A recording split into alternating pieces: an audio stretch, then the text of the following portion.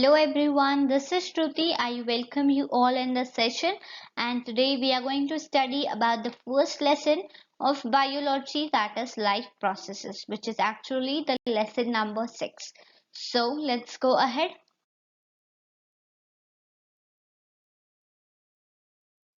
The first topic of this lesson is common evidence of being alive, or how do we say whether a human is alive or not. Right. So to say this, we tend to think some sort of movement, either it is growth related or not. Okay, as a common evidence of being alive. But do you think that only visible movement are enough to say whether a person is alive? For example, you can see some animal, they can breathe without visible movement also, right? So along with this visible movement, intermolecular movement are also necessary. Okay, so visible movement along with intermolecular movement are necessary to say whether a person is alive or not. Okay, now why are this molecular movement necessary?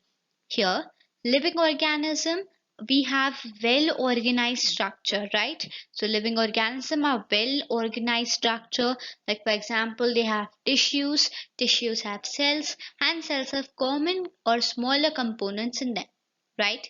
Now, because of the effect of environment, this organized ordered nature, right? We have very organized and ordered nature and of living organisms, so it is very likely to be breaking down over time. Okay, and as you all know, if it breaks down the organism, it will no longer be alive. Okay, so to avoid such situations, to prevent this, the living organism, it keeps repairing and maintaining their structure. Now, this repairing and maintaining the structure is nothing but the life process. So the proper definition of life process is the process which together perform maintenance and sustenance job. These are called as life processes. Now, since the maintenance process are needed to prevent damage and breakdown, energy is needed, and that energy comes from outside of the organism or outside of the body. So there must be a process to transfer that source of energy from outside of a body of an organism to inside, right? So that process is commonly called as nutrition. So the perfect definition of nutrition is a process to transfer a source of energy from outside of a body of the organism, which we commonly call as food, right, to inside. The process is known as nutrition.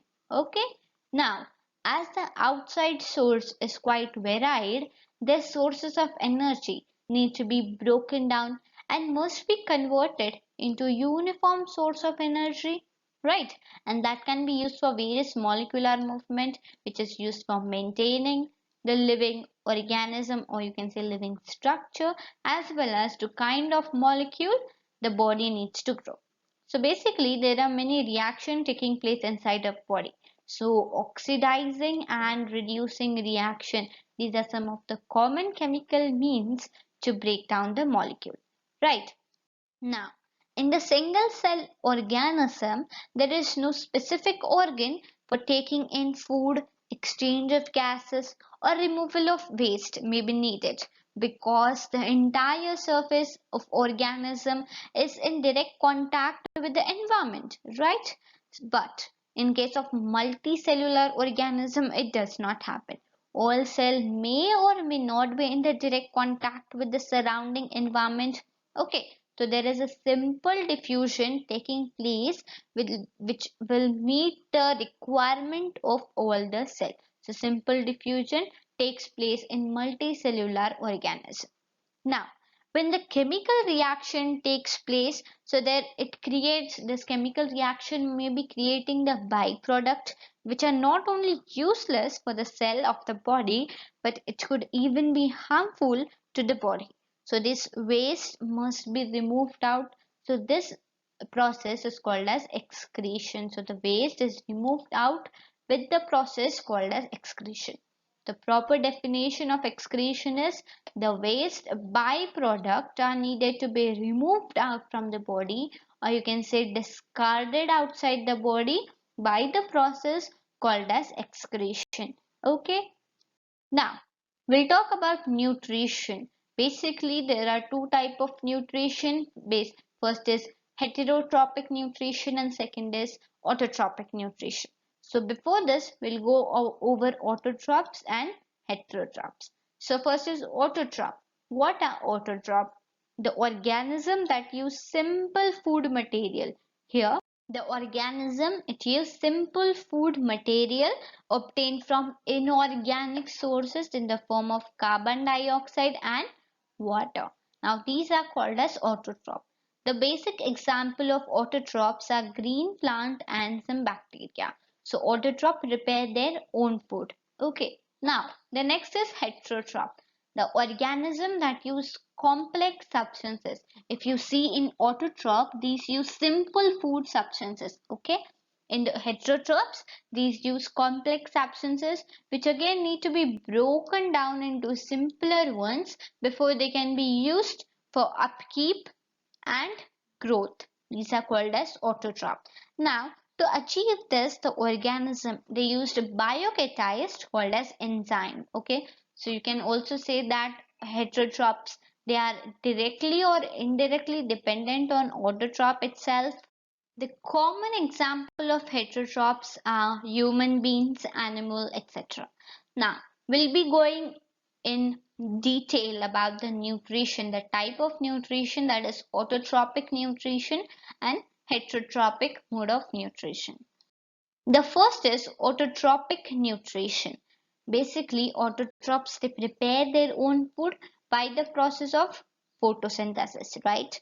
Now, the photosynthesis is nothing but a process which is followed by autotroph. They take in the substances from outside.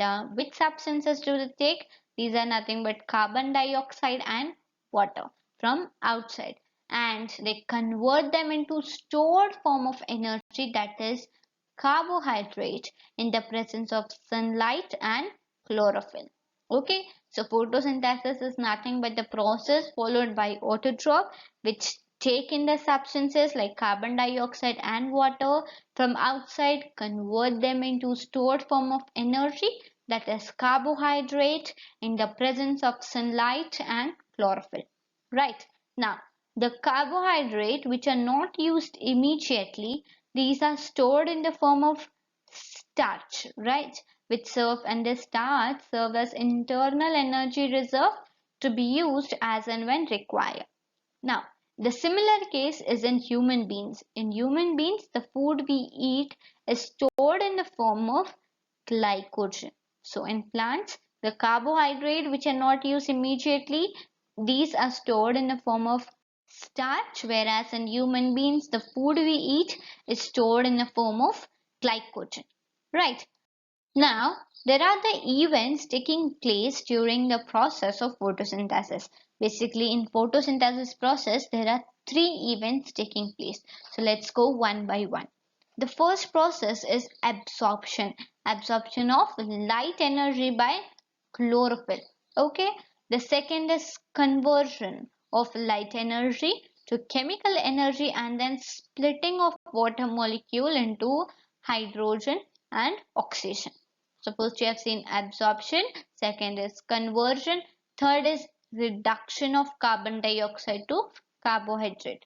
Okay, so first is absorption of light energy by chlorophyll, second is conversion of light energy to chemical energy and then splitting of water molecule into hydrogen and oxygen, and the third one is reduction of carbon dioxide to carbohydrate. So these are the three events taking place during the process of photosynthesis. Okay, now component necessary for the process of photosynthesis.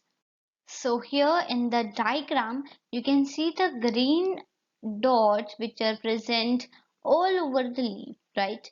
So these green dots, or you can say these are the cell organelles which called as chloroplast. Okay, the green dot are cell organelles and they contain chlorophyll. Okay, now in the diagram, the first diagram is of open stomata and the second diagram is of closed stomata. So what basically the stomata is? These are nothing but the tiny pore present in the surface of the leaf. Now here massive amount of gaseous exchange takes place in the leaf through these pores, right, or through the stomata. Okay, now since large amount of water can also be lost through this stomata, the plant it closes its pore when it does not need the carbon dioxide for photosynthesis. Okay, as there is massive exchange, massive amount of gaseous exchange takes place during the for the purpose of photosynthesis. Okay, and large amount of water can also be lost, so it closes its pore when it does not need carbon dioxide for photosynthesis. And that opening and closing of the stomata is the function of the guard cell. Okay, here you can see the guard cell which is opened and this is closed, right? So the opening and closing of the pore is a function of a guard cell. The guard cells swell when water flows into them, causing the stomatal pore to open. Similarly, if the pore closes, the guard cell shrink. Okay, now there are various raw material you can say which are needed, right? So far we have been talking about the autotroph meet their energy requirements, right? How do autotroph meet the energy requirement? Okay, but they also need other raw material for building their body. Okay, so water is used for photosynthesis. It is used in the photosynthesis process which is taken up by soil, right, by the roots. Okay, there are also other raw material, for example, nitrogen, phosphorus, iron, and magnesium. And among these four raw material, nitrogen is the essential element used in the synthesis of protein and other compound, right? So this nitrogen is taken in the form of inorganic nitrate or nitrite, or it is also taken up in the form of organic compound which have been prepared by bacteria from the atmospheric nitrogen. So basically there are raw materials which are used up by the plant. They are nitrogen, phosphorus, iron and magnesium. Okay, and among these all four raw material, nitrogen is a essential element. Okay, we have discussed the autotrophic or autotrophic nutrition. Now we'll be discussing about heterotrophic nutrition. Okay, so basically there are three types of heterotrophic nutrition. First is holozoic mode of nutrition, second is saprophytism, and third is parasitism. So we'll go one by one in detail. So first is holozoic mode of nutrition. The organism feed by ingesting solid organic matter. The organism feed by ingesting solid organic matter, which is digested and absorbed into their body. For example, you can see human beings, animal and insectivorous plant. This is nothing but holozoic mode of nutrition. Like for example, in human being, they take up whole material and break down inside the body, right? They break down the food inside the body. The next one is saprophytism, or you can say saprophytes. Now this saprophyte, they feed on dead and decaying matter, right? For example, some organism, they break down the food material outside the body and then they absorb it, right? For example, you can say include bacteria and fungi which digest the food externally before the nutrients are absorbed. So this is nothing but the saprophytism, or you can say saprophytes. Now the third one is parasitism. Here they obtain the nutrients from the living organism, that is by plants you can say, okay, or animal. Now so this is nothing but obtain the nutrition from living organism, and the parasitic obtain nutrition by the living own or the body of the host. So basically these are the organism that derive the nutrition from plant or animal without killing them. Okay, they do not kill them. So then example of parasitism is fleas. lice, and tapeworm. So these are basic example of parasitism. So these are the three types of heterotrophic nutrition. So till this, I hope this session was very helpful to each one of you. In the next session, we'll be studying about how do organisms obtain their food, talking about the nutrition in human beings and other topics. Okay.